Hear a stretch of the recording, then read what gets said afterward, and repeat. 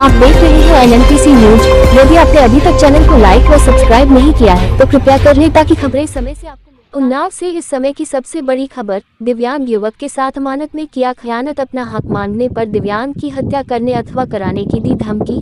जानकारी के अनुसार शुक्लागंज पोनी रोड अवस्थी फॉर्म आलमनगर के 2 वारसी मस्जिद थाना कोतवाली गंगा घाट जनपद उन्नाव यूपी का रहने वाला दिव्यांग मोहम्मद फिरोज अंसारी पुत्र स्वर्गीय साबिर हुसैन ने आज माननीय मुख्यमंत्री, प्रमुख सचिव गृह, डीजीपी उत्तर प्रदेश, लखनऊ, पुलिस अधीक्षक, जिलाधिकारी, थाना प्रभारी, थाना कोतवाली गंगा घाट जनपद प्रतापगढ़ को प्रार्थना पत्र भेजकर दिव्यांग ने अपने परिवार की हत्या की आशंका जताते हुए एफआईआर दर्ज कराकर सुरक्षा हेतु गुहार लगाए।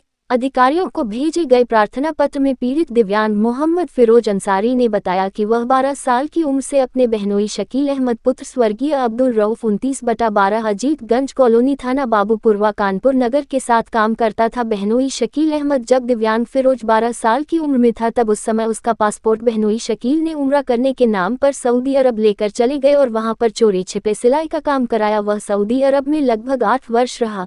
दिव्यांग को बहनोई शकील ने एक पैसा नहीं दिया। उसका बहनोई कहता रहा कि तुम्हारी कमाई से और अपनी कमाई से जो भी मकान प्लाट जमीन कानपुर शहर उन्नाव में लूंगा उसमें बराबर के हकदार तुम भी होगे। पीड़ित दिव्यांग अपनी बहनोई की बातों में आ गया और काम करता रहा।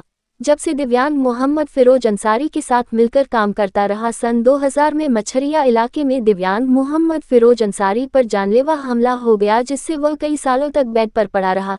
इसी बीच बहनोई शकील द्वारा कोई मदद न करने पर मोहम्मद फिरोज अंसारी दिव्यांग को अपना पेट पालने के लिए भीख मांगनी पड़ी। भीख मांगकर पेट भी पाला और अपना इलाज कराया। दिव्यांग मोहम्मद फिरोज अंसारी के बहनोई शकील अहमद से पैसा न देने पर कार्यवाही की मांग की तो बैतूल शकील ने अपने प्लाट पर दिव्यांग को रहने के लिए दे दिया। इस समय वह अपनी पत्नी बच्चों के साथ शुक्लागंज में रह रहा है। विश्वासपात्र सूत्रों से दिव्यांग मोहम्मद फिरोज अंसारी को पता चला कि शकील और उसकी तीसरी बीवी दिव्यांग और उसके परिवार को रास्ते से हटाने के लिए हत्या करने व कराने की साजिश कर रहे हैं तथा इतना ही नहीं, 1800 वर्ग गज प्लाट को चोरी छुपे बहनोई शकील अपने 2 लड़कों के नाम 900 वर्ग गज करके दिव्यांग को हटाने की साजिश रच रहा है। ऐसी स्थिति में दिव्यांग मोहम्मद फिरोज अंसारी शासन प्रशासन से न्याय की गुहार लगा रहा है।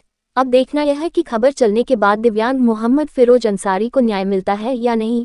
संवाददाता सुहेल मंसूरी की लाइव रिपोर्ट। आइए सुने दिव्यांग के दुएक की कहानी उसी की जुबानी। क्या नाम है आपका? मोहम्मद फिरोज अंसारी। क्या मामला है आपका? मामला हमारा ये है कि थोड़ा से बहन बहनों से लेन देन का, बहन तो हमारी ख़त्म हो गई। हम 1990 में गए थे इनके पास काम करने। इन्होंने हमको बुला लिया था कि आओ यहाँ काम करो। कहाँ काम करने? सऊदी अरब गए थे। वहाँ हमने काम इनके पास किया और उसके बाद ये हमसे काम करवाते थे। जब उतनी टाइम हमारी हल्की उम्र थी, जब थोड़ा सा अगल बगल के लोग कहने लगे कितना तुम कमाते हो, ये पैसा कहाँ भेजते हो, घर भेजते हो अपने? हमने कहा मेरा हिसाब नहीं होता है। जब हम बहन से अपने बहन से बोलते हैं तो मेरे बहनोई बोलते हैं कि मुन्ना जो ज़मीन लेंगे तो उसमें आधी तुम्हारी होगी आधी हमारी होगी, और उसके बाद वो मकान हम आपको बनवा के आपकी शादी करवा देंगे और उसके बाद उसी में रहना, काम हमारे ही पास करना। क्या हम तो इस टाइम पे हम उतनी अकल नहीं थी, हम अपना काम करते चले गए। फिर हमने इनसे दोबारा जब यहाँ छुट्टी पे फिर इन्होंने हमको भेजा जेल से पकड़वा के। वहाँ से हम पकड़ के आए, 15 दिन वहाँ की जेल में रहे। जेल से पकड़ के आए यहाँ, तो यहाँ देखा पहले तो इन्होंने एक दूसरा पासपोर्ट बनवा रखा है। बस 2 महीने यहाँ रहे, फिर वहाँ से ये फ़ोन करते थे कि अरे आ जाओ, छुट्टी काट लिया, जल्दी आ जाओ जल्दी आ जाओ। क्या जब तो यहाँ काम चल रहा है, तो फिर हमें जाना पड़ता था। फिर उम्रे से हम गए वहाँ, तो यानी हम 3 बार उम्रे से गए इनके पास। 6 साल हमने 7 साल उम्रे से काम किया। और जब पैसा हम हर साल मांगते थे, कि जब भी मांगते थे तो ये कुछ बोलते नहीं थे, ना जवाब देते थे कि कहते थे जो होगा वो सब तुम्हारे मिल जाएगा, परेशान ना। क्या नाम था उनका? शकील अहमद उनका नाम है, शकील अहमद। और उसके बाद जो है हम वहाँ काम करते रहे। 1998 में हमारी बहन मर गई, तो उस वक्त हम बीजे से गए थे 1998 में। तो जब बहन मर गई तो बहन के मरने पर भी जो ने ये पैसे अपनी बहन के पास, मेरी बहन के पास नहीं भेजते थे, अपनी बीवी के पास यानी नहीं भेजते थे। तो मरने से 1 हफ्ते पहले हमारे पास फ़ोन आया कि मेरे अपने बहनों से बोलो, भाई साहब से, कि बच्चे यहाँ भूखे मर रहे हैं कि आप जो है खर्चा भेजो। तो जब मैंने इनसे कहा तो ये कहने लगे मेरे पास पैसे नहीं है। तो हमने कहा जब हम पैसा मांगते हैं तो आपने इतने साल का तो हमको अभी दिया नहीं है, अभी 3 महीने का जोड़ के आपने हमारा 7,700 कुछ रियाल रखा है, उसमें से आप हमको 10,000 मेरी बहन को भेज दो। लेकिन ये पैसा उन्होंने दिया नहीं था, सिर्फ हिसाब जोड़ देते थे, ये देते नहीं थे पैसे ये हमको। तो हिसाब उन्होंने 10,000 भेजा। एक हफ्ते के बाद इन्हीं के दोस्त आए, दुकान पे हम बैठे काम कर रहे थे, कहने लगे शकील भाई आपकी बीवी का इंतकाल हो गया है, सिलेंडर फट गया तो जल के मर गई हैं। क्या हम तो हम लोग के पास पहले ही मालूम हो गया था कि मेरी बहन जल गई हैं, तो इलाज का पैसा हम भेजते थे। उसके बाद मेरी बहन की मिट्टी रखी रही, हमने इनसे बोला कि मिट्टी का पैसा भेजो, मिट्टी उठे, तो ये कुछ नहीं बोल रहे। तो फिर हमने इनसे बोला कि आप मिट्टी का पैसा मेरे उसमें से भेजो, इन्होंने फिर मेरे में से मिट्टी का पैसा भेजा। यानी ये इतने वो थे कि इनकी बीवी की मिट्टी रखी हुई है, मिट्टी का पैसा भी नहीं भेजते थे ये, और ये सारा पैसा अपने घर पे भेजते थे। ये अपने 4 भाइयों का, 4 लोगों का घर चलाते थे, अपनी बहन का, अपने भाई का और अपने माँ बाप का और प्लस अपना। लेकिन जो है प्लस आप मंथली कितना काम कर लेते थे? मंथली हम करते थे वहाँ 3,500, और जब सीज़न चलता था तो 8,000 रियाल, 7,000 रियाल, क्यों तो फिर हम 2 घंटे सोते थे वहाँ। हाँ, और इनकी दुकान पे भी हम वहाँ दुकान ही पे काम करते थे, बाकी लोग घर पे करते थे, लेकिन हमको ये दुकान पे रखते थे। कितने वर्ष काम किया आपने उनके साथ? इनके साथ हमने पूरा 8 साल काम किया है। और हमारा इन्होंने एक, जब हम वीज़े से गए थे तो मेरी बहन जब ख़त्म हुई है तो उन्होंने हमसे बोला कि ऐसा है, जब ये यहाँ से छुट्टी काट के गए तो हमसे कहने लगे आप जद्दे चले जाओ। हम जब जद्दे चले गए तो मेरे सऊदी से बोले इसका पासपोर्ट वो पुलिस में जमा कर दो, कह दो मेरा उम्माल भाग गया है यहाँ से, हमारा आदमी यहाँ से भाग गया है, मेरा पासपोर्ट वहाँ जमा कर दिया गया। तो मजबूरन हम फिर पकड़वा के यहाँ आए। जब यहाँ पकड़वा के आए तो ये 3-4 साल के बाद आए, तो हमारी मुलाकात हुई। तो हमने कहा भाई साहब हमारा पैसा दो, कहीं अभी तो नहीं लाए हैं, लेकिन अब की जब जाएंगे तो तुमको दे देंगे। तो हमारे 6 महीने के बाद फिर हमारे ऊपर हमला हुआ है। तो लोगों ने हमको जब मारा है रात में, अंधेरे में 2 बजे रात में तो हमको बुला के मारा है। ये घटना कहाँ पे हुई है? ये घटना हुई थी मछरिया में, उतनी टाइम जंगल एरिया था मछरिया में।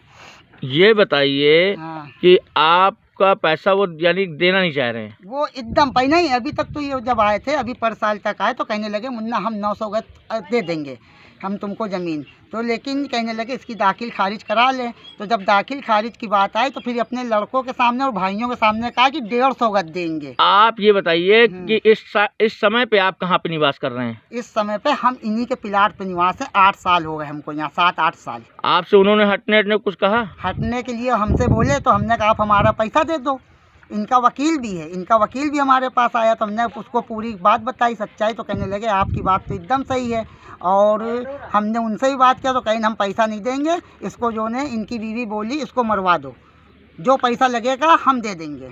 आप माननीय मुख्यमंत्री श्री योगी आदित्यनाथ जी से क्या मांग करना चाहते हो? अरे योगी जी से तो हमें बहुत उम्मीद है। हम हाथ जोड़ कर उनसे कह रहे कि हमारे 3 पासपोर्ट सबूत के तौर पे, क्या समझे, और चौथा पासपोर्ट हमारा वहाँ जमा हुआ है।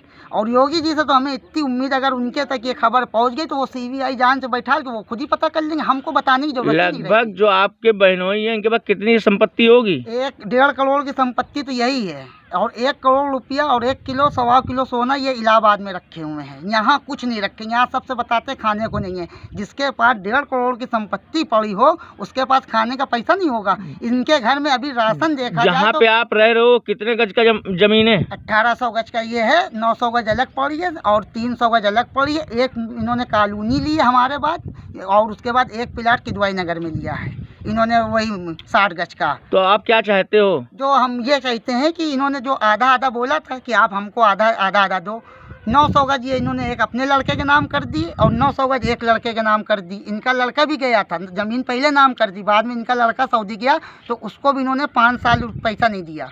और इनका जो इन्होंने जो तीसरी शादी करी उसको भी अपने साले को ये पैसा नहीं दे रहे थे, लेकिन वहाँ इनसे लड़ाई हुई थी इनके साले से, तो उसको ये पैसा देने लगे थे कमाई, लेकिन इन्होंने अपने लड़के को भी दिया। आप चाहते क्या हो? हम अधिवक्ताओं व समाज सेवियों के हित में कार्यरत राष्ट्रीय संगठन नेशनल मीडिया प्रेस क्लब में सदस्यता पाने हेतु 9450122592 पर संपर्क करें व सदस्य बनकर हर पीड़ित की आवाज बने।